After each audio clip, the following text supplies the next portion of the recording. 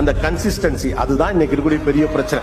வெற்றியாளர்களுக்கும் நமக்கும் இடையில் இருக்கக்கூடிய இரண்டாவது பெரிய பிரச்சனை கன்சிஸ்டன்சி. ஒரு நாள் செஞ்சுட்டு ஜெயிச்சு விட்டேன் அப்படின்னு உட்கார்ந்து இருக்கிறதுல ஒரு விஷயத்தை தொடர்ச்சியாக மீண்டும் மீண்டும் வெற்றிகரமாக மீண்டும் மீண்டும் அடுத்த லெவலை நோக்கி உங்களால் நகர்த்த முடிகிற கன்சிஸ்டன்சி மன உறுதியும் இருக்குன்னு வச்சுக்கோங்களேன், நீங்க ஜெயிச்சிடலாம். அவ்வளவு மட்டும்தான்.